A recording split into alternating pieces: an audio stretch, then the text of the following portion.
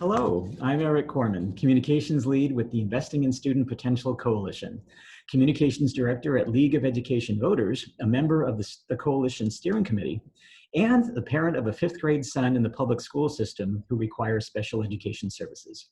If you're not familiar with us, Investing in Student Potential is a statewide coalition working with families, educators, and leaders to design an education system that gives every learner what they need when they need it. Our website is studentpotential.org. We believe Washington State needs to assess and adjust how we accommodate and support the diverse and complex needs of students in public schools. Human potential is our state's most important asset. When we design schools and learning to be accessible and inclusive, we reach the greatest number of learners and ultimately benefit from what they can later contribute to our communities. Our vision is that every individual thrives in a learning-friendly environment where they feel safe, supported, and challenged. Welcome to our webinar on compensatory education and extended school year opportunities for students. Given the current school closures and the end of the school year, we are starting to get more questions and concerns around compensatory education and extended school year opportunities for students. Families are seeking clarity regarding which options they have and how to go about accessing those options. Our presenter today is Rose Spidell, Senior Education Ombuds with the Governor's Office of the Education Ombuds, or OEO. She will explain what compensatory education and ESY programs are and what we know currently about how compensatory education might be addressed once schools reopen, outline steps families can take to be ready for IEP team discussions about these services, and answer your questions. A couple of housekeeping items before we begin. You'll notice a Q&A function at the bottom of your screen. This is the space for you to submit questions to us. As always, feel free to send any feedback about the webinar quality to us on the chat function or at info@studentpotential.org. Rose Spidell works as the Senior Education Ombuds with the Office of the Education Ombuds, OEO. Rose joined OEO in 2012, drawn by the collaborative nature of the work bringing together families and schools in support of students. In her role at OEO, Rose works directly with families, educators, community professionals, and other government agencies to find solutions to support students. Rose grew up in the northeast corner of Washington State. From there, she gradually moved further afield, completing her undergraduate degree in Walla Walla at Whitman College, working in Japan, studying in Guatemala, and earning her law degree at New York University of Law. Rose feels fortunate to bring the things she learned back home and to use her education to help make sure the doors to learning are open to others. Welcome, Rose. I will stop my sharing so that you can start yours. Thank you, Eric. I appreciate that nice introduction, and I'm so delighted to see we have a number of folks here with us. I will go ahead and share my screen. I hope this process works. Just a moment. All right, let me start the presentation back at the beginning. Are you seeing the presentation there now? I am. Okay, and let me make sure. It appears from my end that the captions are still turned on. Do you see them? Not yet. Not yet. Let me click that button. Okay, there we go. Yes. That is working. Okay, and as Eric said, please feel free to Q&A, add questions as we go, share feedback by chat. We love to hear what's helpful, where we can improve, and how we can make these trainings as accessible as possible to everyone. I will go ahead and dive in because there's a lot of information that we're all trying to make sense of, and also still gaps in information that we have to work through as we advocate for kids and making sure that every student has access to the educational supports they need. So we're going to talk about specifically today, I am going to focus on students who have IEPs, individualized education plans, and receive special education. There certainly are many more students who may well need some form of makeup services, some form of compensatory education, because they did not have the opportunity to meaningfully connect with the remote learning services from this spring. That might include kids in foster care, kids who were experiencing homelessness, or other students for various reasons who were not able to access services. For this hour, though, I am going to focus in on students with IEPs. Be glad to try to answer questions more broadly if folks want to contact us. So let me say who we are and who you might contact for follow-up questions. As Arik mentioned, I work at the OEO, the Office of Education Ombuds. We are a small state agency created just over 14 years ago, and created in order to help reduce and eliminate opportunity gaps, to make our public school system work up to its promise to serve every child in our state. We know that that's not happening. We know that our system continues to be infected by systemic racism and by bias against individuals with disabilities that influences the day-to-day experiences of children and their families.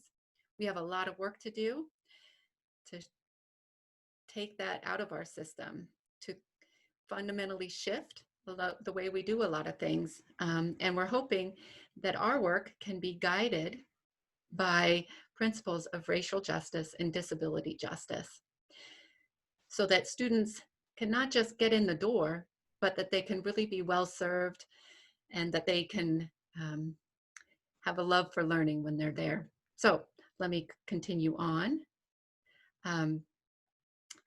The next thing I want to share just briefly is the way that we have done our work in terms of the type of functions that we serve. One, as Arik mentioned, is working directly with families and educators. We've called it casework. It's sort of our direct conflict resolution work. And it usually starts when a family member or someone calls us about a student in the schools, and then we can take some time to work together. We do trainings like the one that we're doing today. And we also have the opportunity to sit at many policy making tables, work groups, task forces, looking at ways to improve our public school systems overall. We have someone starting with a delightful question that we're gonna, I hope we will incorporate into our conversation about the possibility of having all students with special ed services get an extra year added, graduate at 22 instead of 21.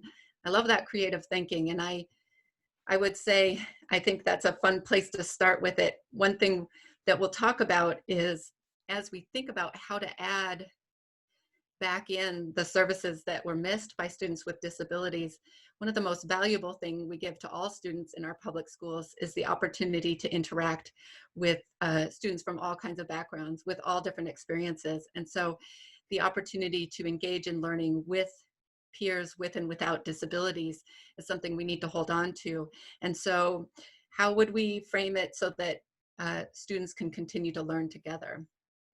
But I love that idea that we think broadly and creatively about how to add time for our young people who missed out on learning opportunities this spring. All right, so for today, I'm going to do a brief introduction moment, talk about what we do know about plans for when schools will reopen, because that will influence how we're able to talk about potential compensatory education.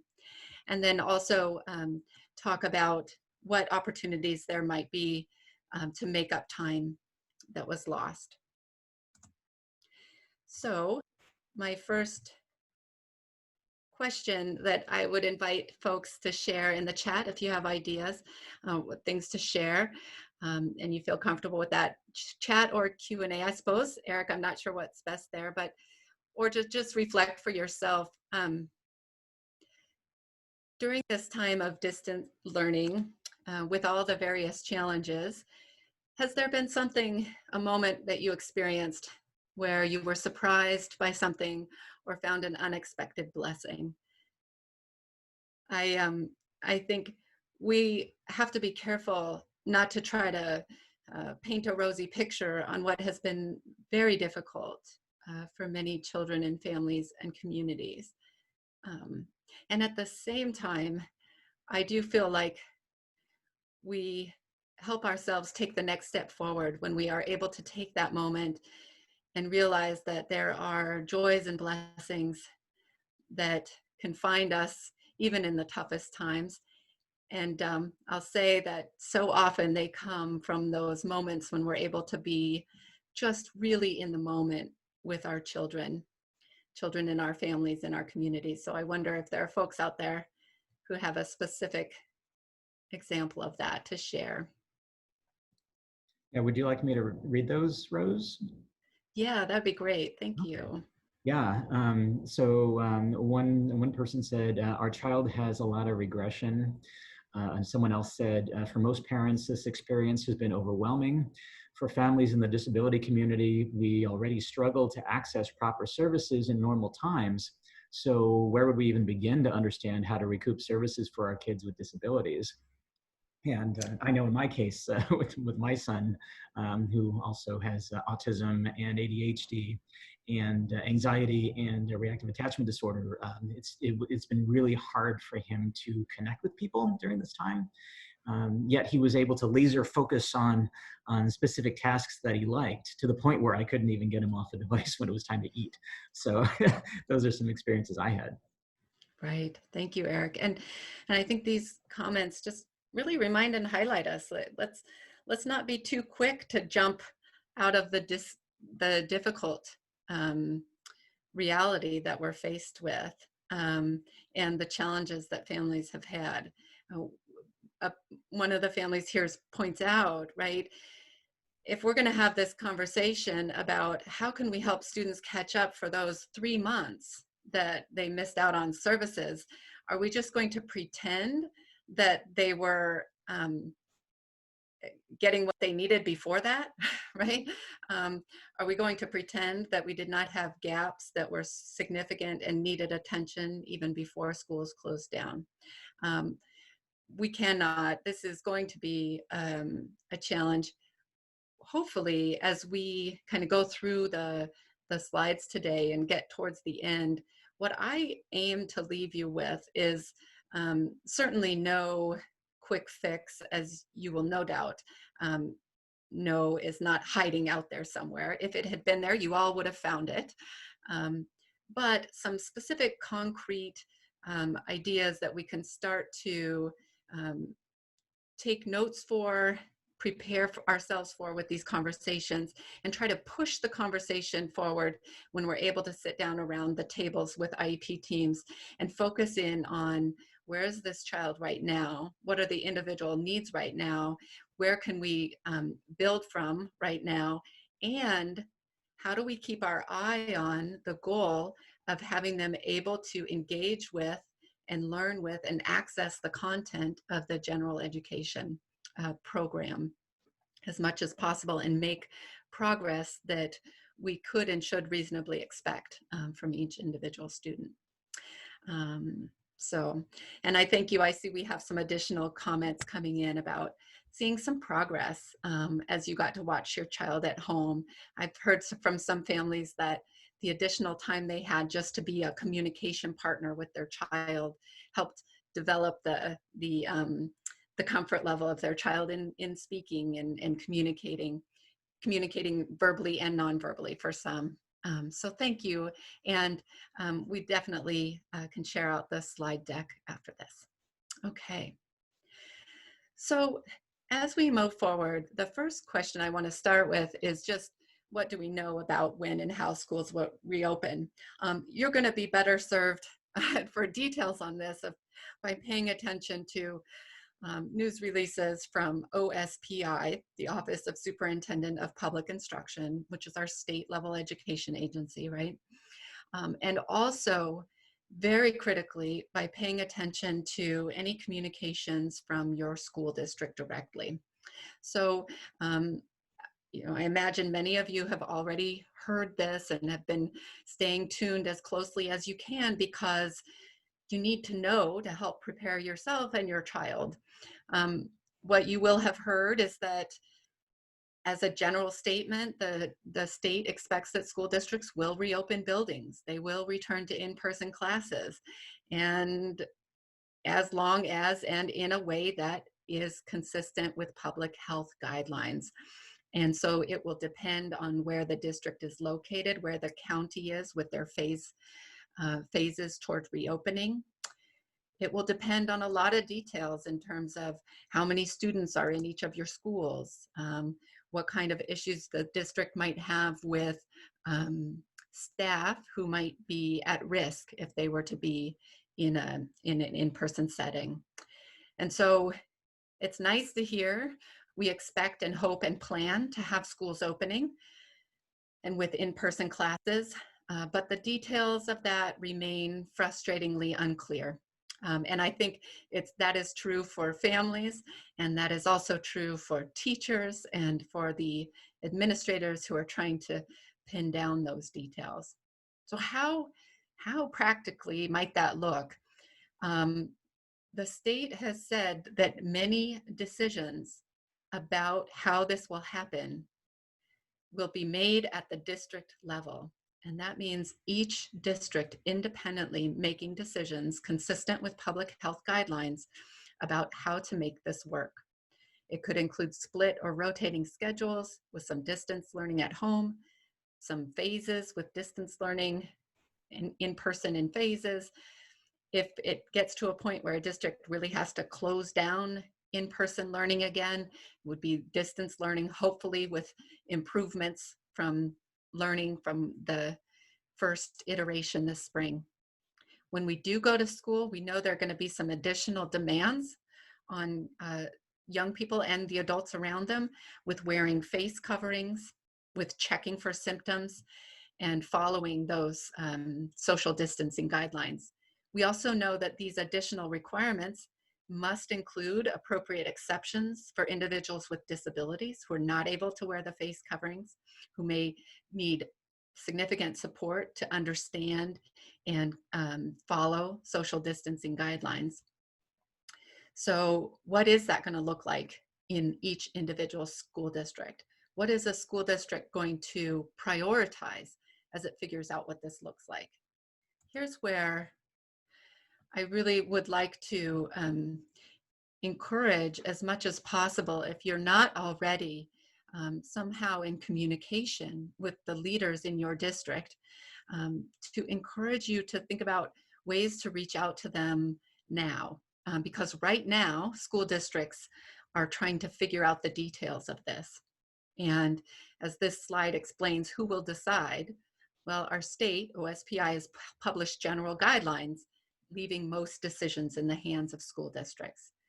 So if we take another brief moment to share in chat or Q&A, what are some ways that we as families, community members, parents can share concerns, ideas, perspectives, and priorities about reopening plans with your individual school districts? Are there folks there who have already engaged with reopening planning in your district? Are there others out there who have been thinking about how you might do that? Anybody with ideas to share in chat or Q&A?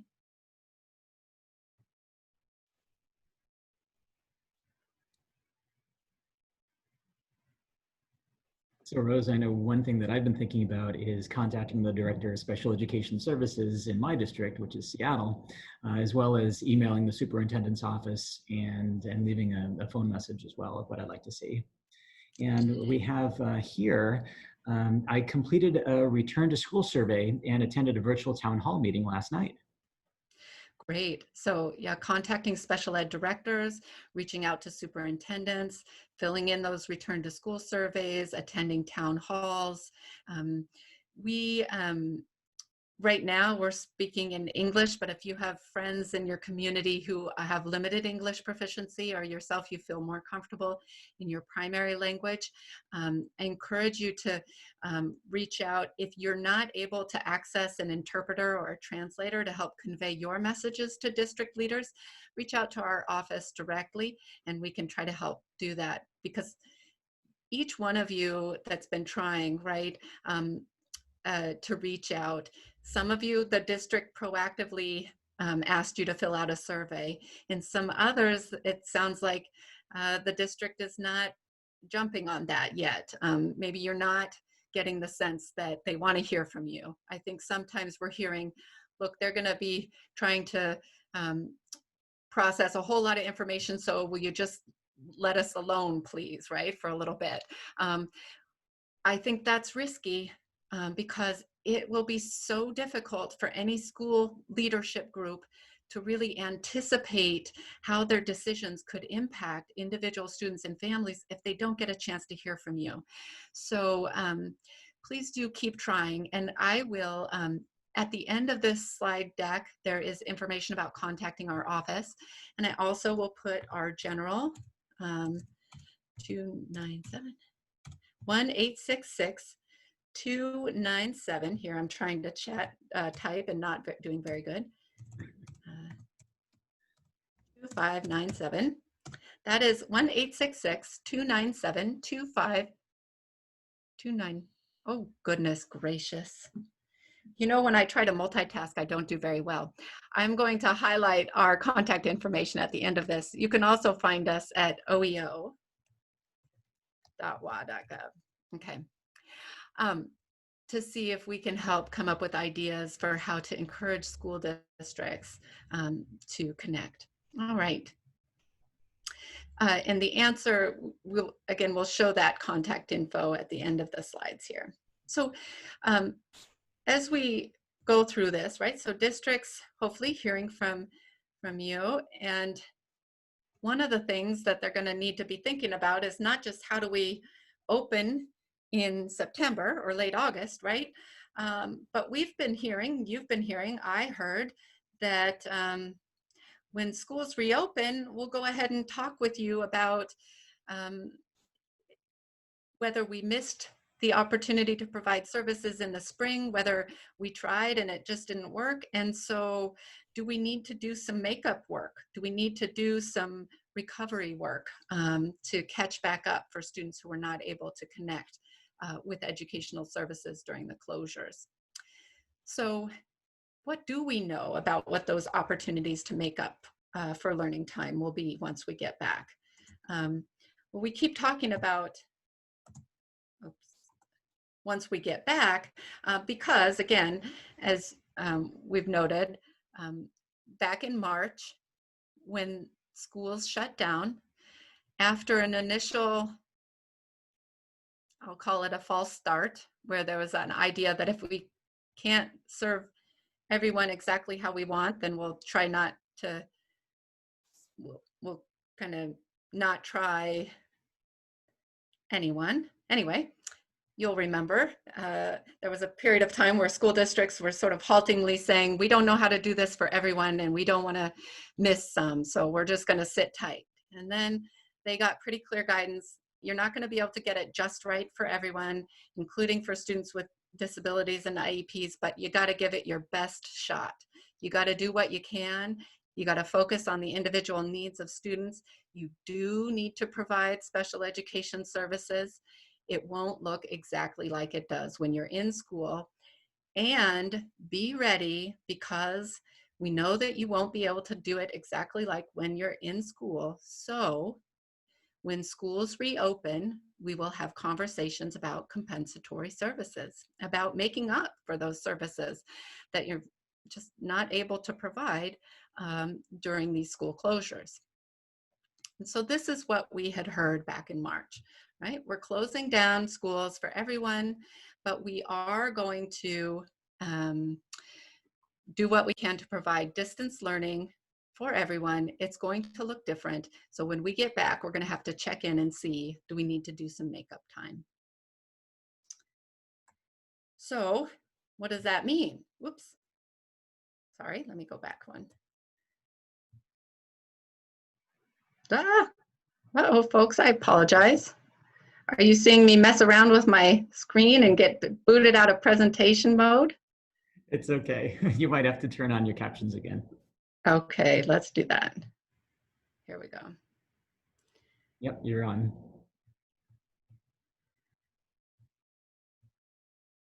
So one of the things they said to us was, in order to be able to have meaningful conversations about compensatory services when we reopen, you should keep some data, keep some notes about what you're able to provide and what progress students are able to make during this time.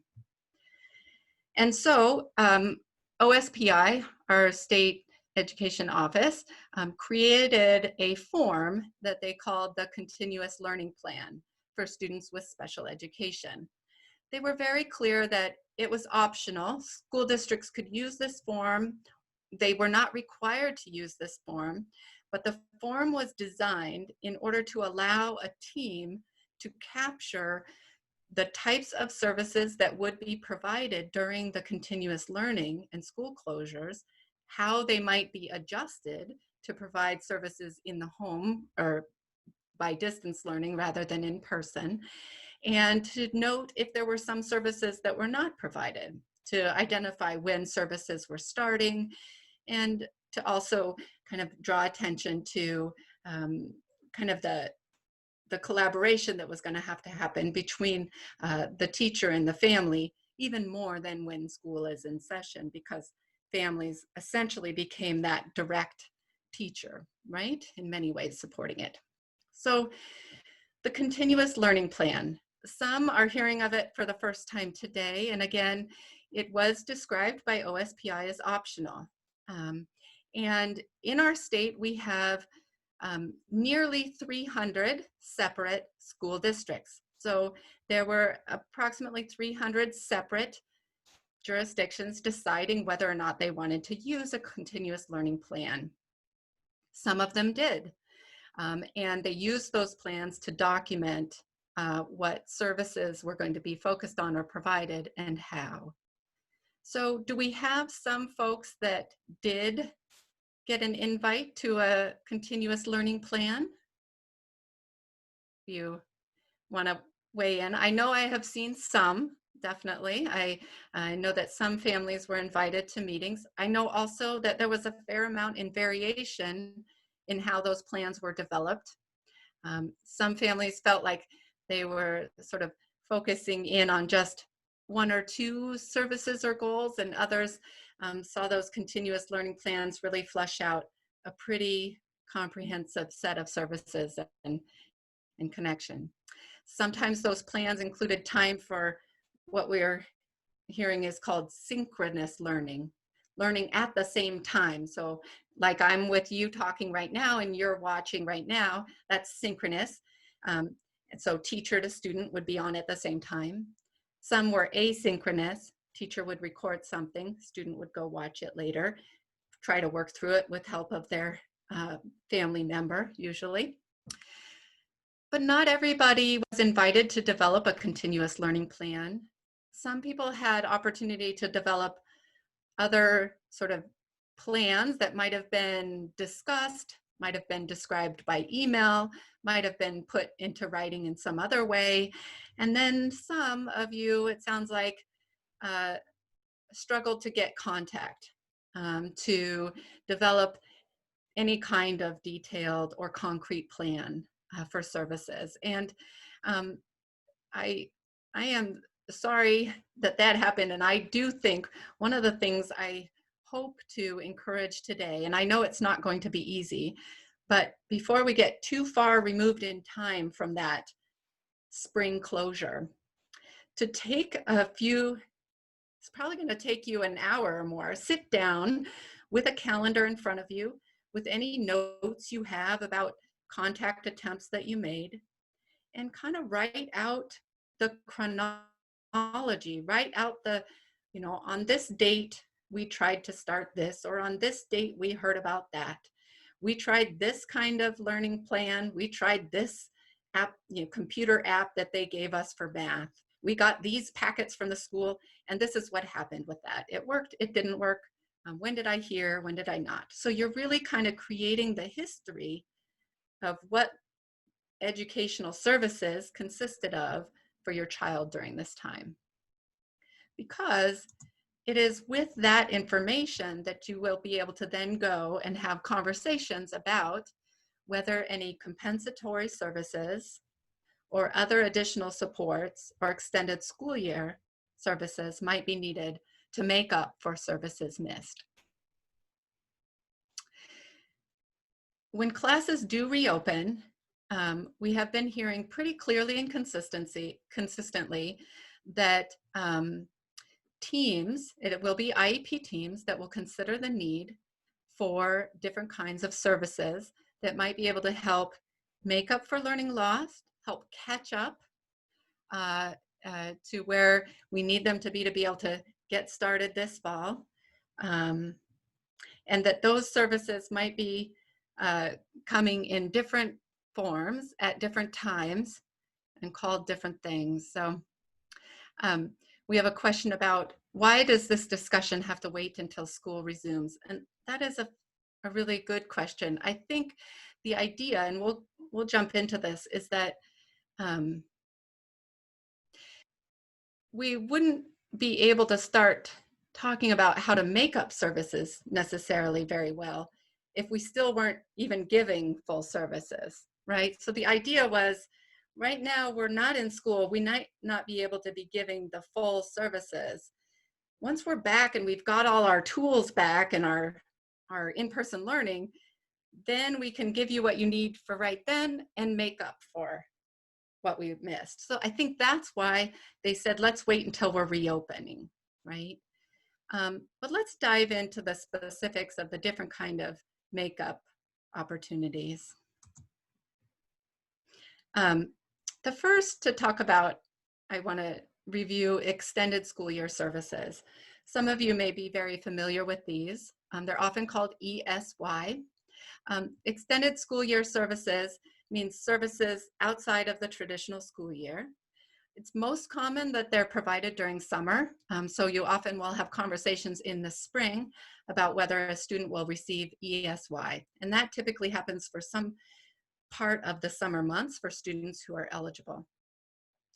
ESY is part of the special ed rules. It's something that some students qualify for regularly, but not every student with an IEP is eligible for extended school year services. The idea behind ESY, when I think about it, is that every student is entitled to receive what we call a free, appropriate public education, right? Let's get them their appropriate program. For many students, that can be done within the typical school year, right? We specialize things during the school year. We give accommodations and supports during the school year. We've given them access to a free, appropriate public education. For some students, if we take a really long break in their instruction and learning, they are going to lose a lot of what they gained over that year. And it's going to take so long the next year to get it back that we will have effectively not gotten them a step forward, right? We will have lost that appropriate education if we disrupt it with so much time in between with the summer months, or sometimes even with long winter breaks, for example. So ESY is when a student needs those extended year services in order to maintain the progress that they've already gained. So we most often hear about it, you'll see, as regression and recoupment data showing. Regression, we fell so far behind. Lack of recruitment, it took us so long to catch up. We could not afford to take a break. It's decided by the IEP team.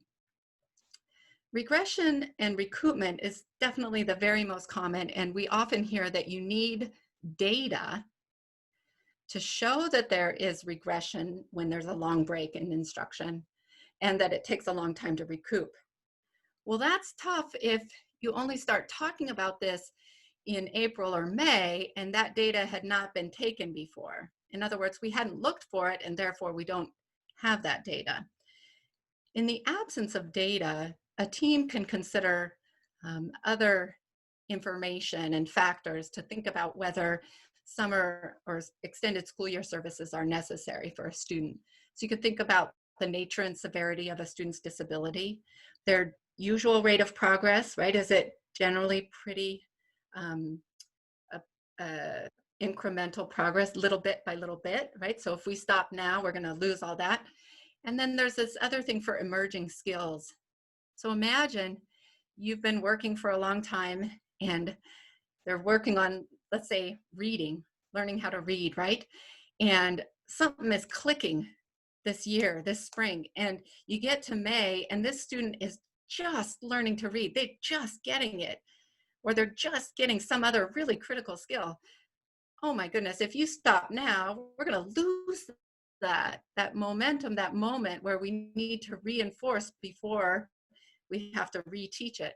So emerging skill can be another reason for extended school year services. This is all, again, a team decision that is made. It should be made. Someone asks if ESY is decided at the end of the school year, what if they're doing okay? They say ESY is not needed. They come back and they've regressed. So the issue is, you'll hear that every student regresses some, right? And then they take some amount of time to recoup. And then that's just expected over summer. We're going to have to do some reinforcement of learning. But for students who qualify for ESY, it's a much more significant level of regression. It is often a decision by an IEP team that is put towards the summer.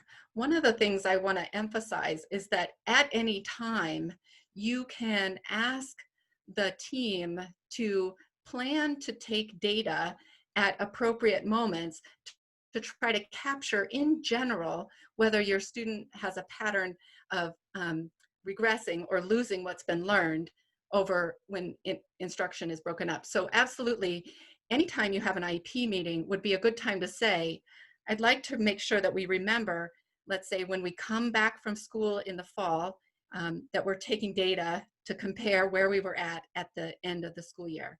I'd like you to take data right before the Thanksgiving break and right after the Thanksgiving break, right before winter break and right after spring break. So you can be asking through the year and giving a gentle reminder of those moments right before extended school breaks to say, now's our chance to look and see what we can understand about this student's pattern of potential regression and recoupment. So the idea is that we're trying to keep track of, we've tried and you feel like it's still not been answered, and we can try to dig back in. I also want to keep us going a little bit so we get through. So ESY is one form of services that students might receive. If there's not data,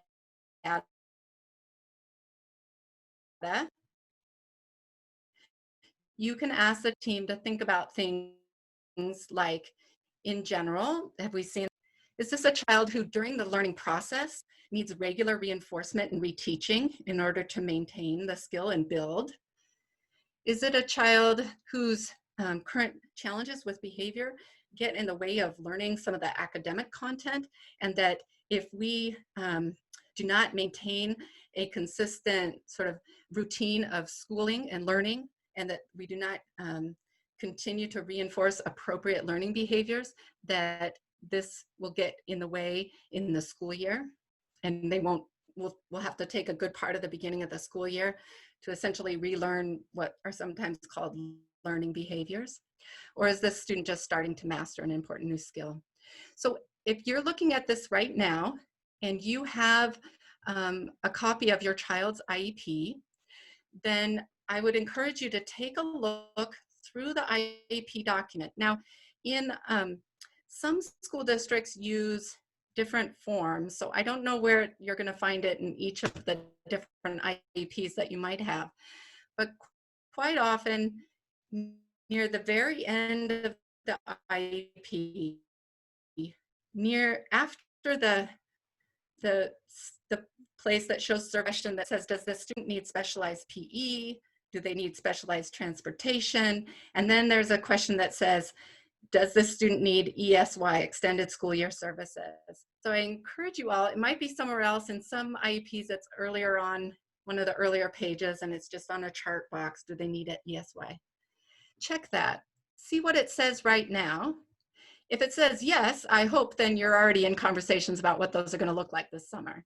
If it says no, then I encourage you to think about these questions in relation to your child's learning. Think about them in general and think about them right now in light of the spring closures. Has there been some significant regression so that if we don't do something to at least keep them where they're at right now, boy, we're going to be really far back in the fall. Or if I think about them next year, they may need this next year. And then I encourage you to open the question about ESY at your next IEP meeting. And again, they may say, well, we need data. We need data. Yes, absolutely. Let's get a plan to take it at these junctures before session in the spring. And you can say, yes, that makes sense. And hopefully set a calendar reminder for yourself to check back in the spring to say, I need to raise this question again about ESY. All right. So ESY is just one of those. I do see a question that seems to be a little bit more specific. And what I would do is encourage folks to call or email, see if we can answer those more specific questions more directly. The other form of services to try to make up is what we've been hearing about, compensatory services. Before the school shutdown and all that, mostly we heard about compensatory services. You would hear about them if a family had filed a complaint and said, hey, look, last fall my student did not get any of their speech services because the district didn't have a speech therapist or they just weren't there. They were supposed to get these services. We all agreed they were supposed to get these services and they didn't. So I want you to make up for that. Other times, you know, there's some disagreement on a point, but ultimately, if a parent files a complaint and OSPI says, yeah, you know what, they should have been given those services, they weren't. So we are going to require the district to make up for that, to compensate for it with compensatory education services. You're going to have to give some number of minutes. A lot of times, let's say if a student was kept out of school when they should not have been, and they missed 2 weeks of school that they shouldn't have, and they should have been getting their specialized instruction, their specially designed instruction. When they're doing compensatory education, a lot of times OSPI would say, look, you know, it's not going to be hour for hour or day for day. A lot of times it comes in the form of individual tutoring. And so that's a lot more intense. So you might have an hour for each day that was missed, right? So instead of 2 full weeks of tutoring, you might get 10 hours of tutoring. That's just an example, but the idea is that it's not an exact match of the services that were missed necessarily. And it generally comes outside of the school day. Around the closures, one of the things that's really different, or I think many folks feel is different, is that in a lot of instances, it's not because districts didn't want to provide services or were not trying to, but just practically it wasn't possible. There certainly will be situations out there, and I expect some of you are feeling this right now, that the district could have been providing more than they did during the closures. And so that might definitely be part of the conversation. But let's say you got to the point where you all felt like you were doing what you could with what you had, but it still wasn't enough. You should still be able to have these conversations about what's it going to take, because it's about the child. It's not about who's at fault here. It's about what the child needs.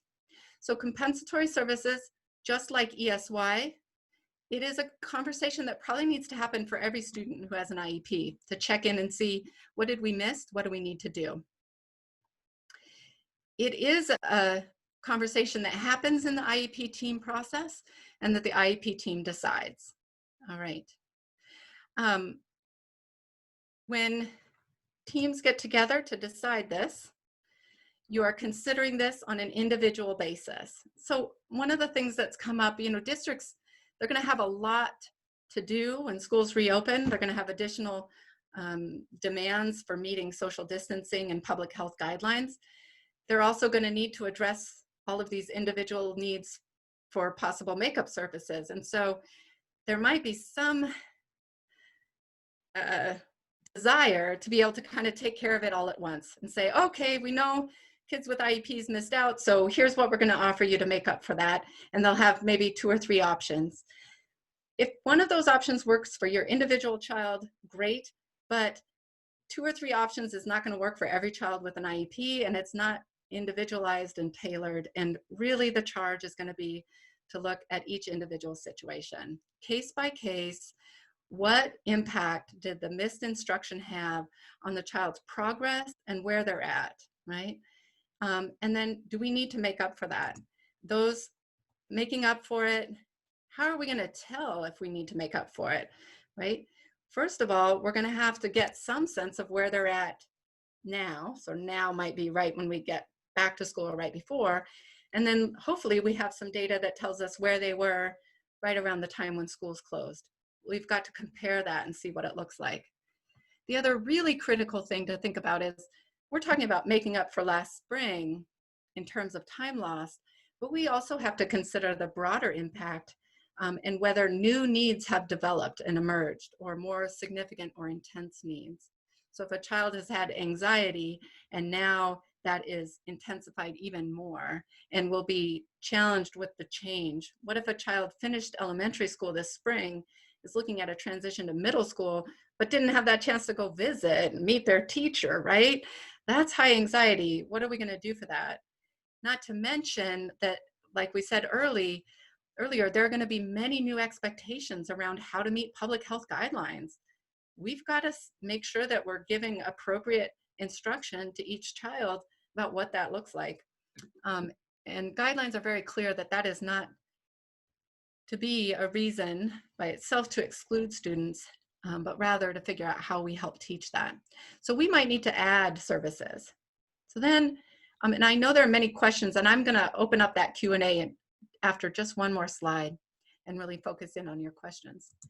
But so earlier someone said, why do we have to wait until schools reopen to talk about compensatory services? And I think I was saying one of the reasons is that it makes more sense to talk about making up for lost services if we've gotten back to the place where we're providing full services, right? Okay, you got your full service plus. I am afraid that because reopening will not be complete, there may be students for whom they're not yet back at full services in September. So there will be some complicated conversations about how do we get as close to full for now as we can, maybe add on some bits from what we missed in September or in the spring, and know that we're going to need to have this conversation next spring. We're going to need to look at next summer. We're going to need to think creatively like the person with the first question and answer of why not add an extra year. We're going to need to think broadly and on a longer time frame for fully making that up.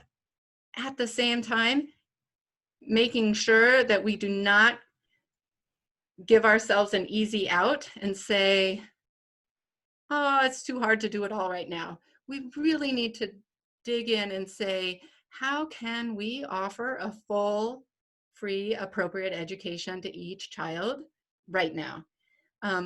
So for example, I heard one parent say she knows her district is considering some students would go on, a couple days a week, another group of students would go other days, right? And then maybe they have a day for cleaning. And so she said, well, I'm going to ask if every day that the school is open, my child could be included in the group of students that are there because they effectively were not able to access the services in the spring. Makes sense to me if it's safe and works for her child and that they can work that into their plan, then you could prioritize that access to in-person instruction for those students who were not able to access it during the closures. Once you get a plan that's full for now, then you still may need to be talking about, do we need to add some tutoring in the evenings or on the weekends? Do we need to offer some kind of programs over the breaks?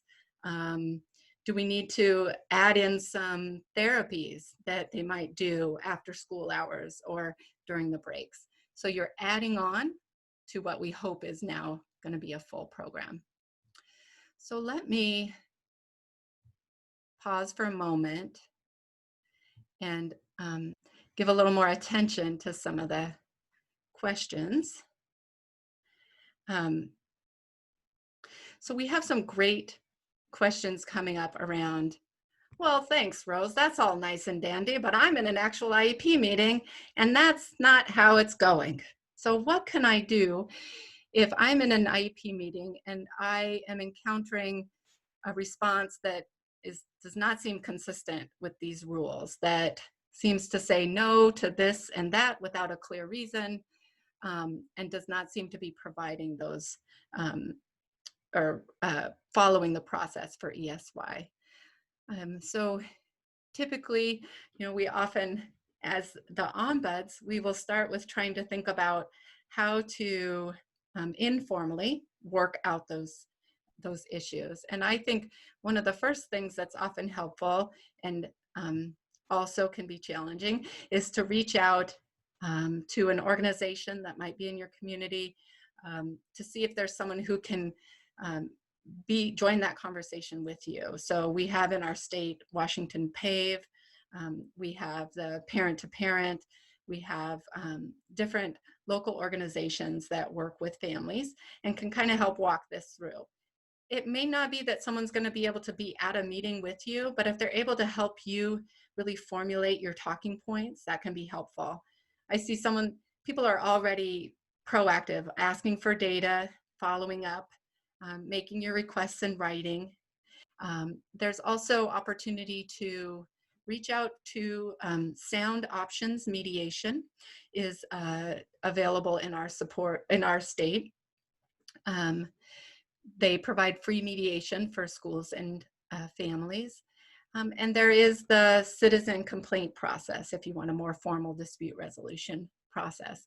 In our office, we are very small. There's 7 of us. We work statewide. There are 3 of us who have the role that I do. And we're in the midst of redesigning our strategic plan. So you certainly can call our office and we may be able to give you some quick information or some additional referrals. And then for some, we may be able to take some more time working with you. But I would definitely encourage folks to reach out. There also is, many of you may already be familiar, at OSPI, they have a position called the OSPI Special Education Parent Liaison. And so if you push into Google or other search engine, OSPI and Special Education, they have their page, they have guidance for families there, and there's information says need assistance, and you can find information about their special ed parent liaison who should be able to help answer questions about that. So one of the things the other thing to help with these issues is, and it sounds like some of you are very well on top of this, is documenting, right? Taking notes as close to the time that it's happening as you can. We're still fairly close. And again, I'd encourage you to have a calendar with you, have your emails, and kind of write out that list, because you're going to need to be able to have these conversations with something to reflect back on. So taking notes and having a notebook that you can reference as you meet with the district. Please also, one of my favorite tools in the IEP process, I don't think we've seen it come up, is the prior written notice. That is something that should be coming to you. Oh, there is a prior written notice there. After a decision is made, we have on our website a small toolkit on understanding prior written notices, and it includes a couple example emails or letters that you could send to a school. If you get a prior written notice that does not have much information on it or does not include an important decision that you want to have reflected, you can follow up to ask for that. And it also includes a sample if you let's say you asked, I need one-to-one support for my child. That, I asked that the team discuss and consider it. The team said no, and I want you to reflect that decision and the reasons for it in a prior written notice. And there is this question,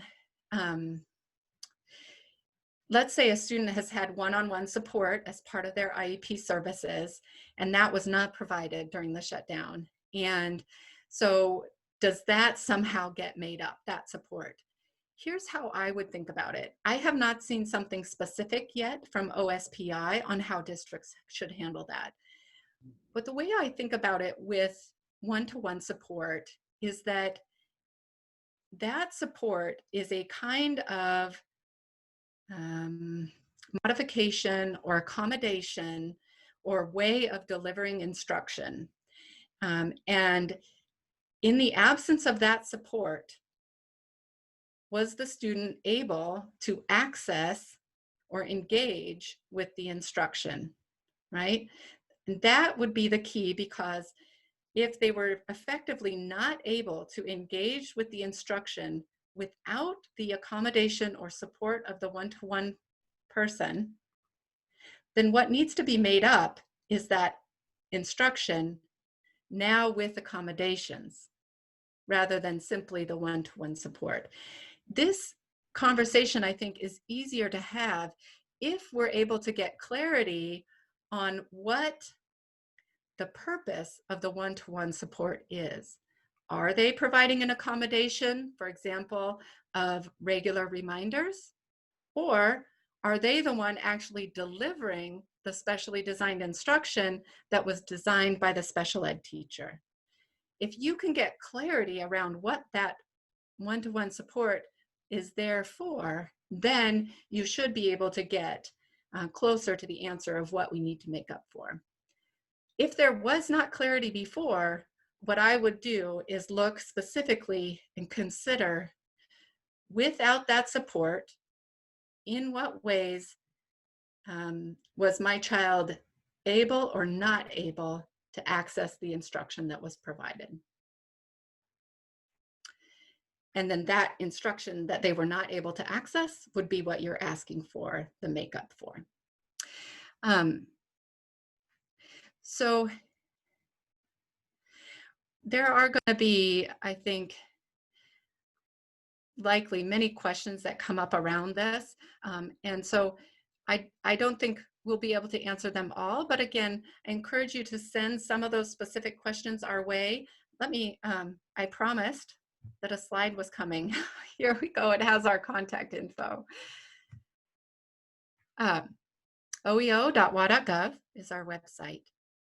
oeoinfo@gov.wa.gov is our email address. And if you have a specific question and email it there, we can try to answer.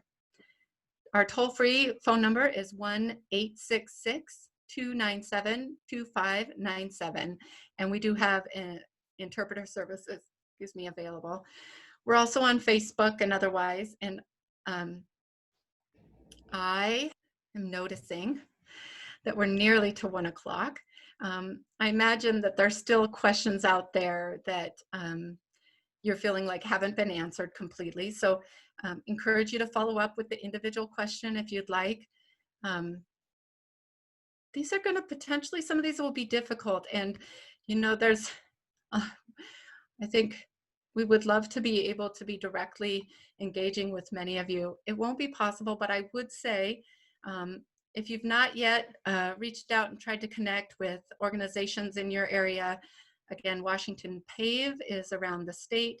We have ARC of Washington and different ARC of different counties that are around, ARC of King County, Snohomish, Peninsula, Spokane. Arik, I don't know if you have a Q&A portal at LEV or Investing in Student Potential, but there are a lot of folks out there that are going to go through this. So even just finding someone that you can be a sounding board with, I would say, remember to think specifically about your child. What was that experience like for them? How can I show that to the team? And don't be shy about asking for written notice on decisions about these things. And that can help not only so that you get clarity, but anytime we have to write down our reasons for something, it requires us to do some additional processing of why. And that gives us opportunity potentially to talk more about that. What is the reason for that?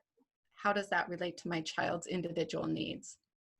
Thank you so much. Are there other last questions before we wrap up for today?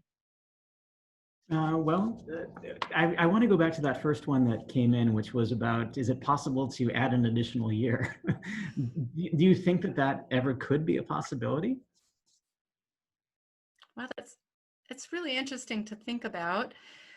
I would not be surprised that over, let's say it takes us longer than anyone wants to really get control over the spread of the coronavirus, and that in order to keep communities safe, we do need to really limit our time together in enclosed spaces with large groups of people. Well, did I just describe school, right? Enclosed spaces with large groups of people.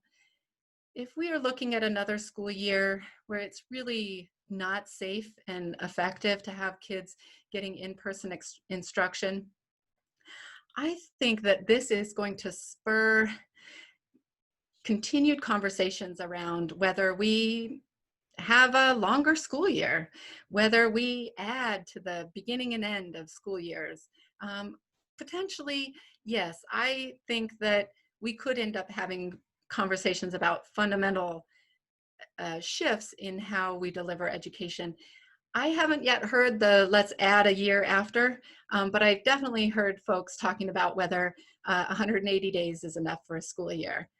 The one time that I have heard people saying let's add after is for kids who are right now turning graduating or aging out, right? So if you had a student who is 21 now or 22, and this was their last year of a free appropriate public education, and they actually didn't get the last 3 months of their last year, then there should still be an opportunity for you to talk to the district about making up for those last 3 months, especially if there were critical skills and things that didn't get a chance to get attention. We've got to vote for year round. I know there's lots of conversations around this, and figuring out how we can make our system work better for more students. Great. Well, that is a wonderful note to end on. And, Rose, thank you so much for everything that you just presented, and thanks to all of you for participating and submitting questions and adding to the conversation in the chat. If your question was not answered, once again, I will share the email address and website for OEO in the follow-up email that you'll be receiving in about 24 hours. Thank you again for joining us today. If you have any additional questions or comments about today's webinar, please send them to info@studentpotential.org. A recording of today's presentation and the presentation slides will be available on our website, studentpotential.org. Just go to the events page, and it will be sent to you in the follow-up email, which should land in your inbox in about 24 hours. Feel free to share the recording and the slides with your friends and colleagues. If you would like to learn more about investing in student potential or join the coalition, in case you haven't already, please visit our website, studentpotential.org. Thank you again for attending. Each one of us has the right to feel safe and valued.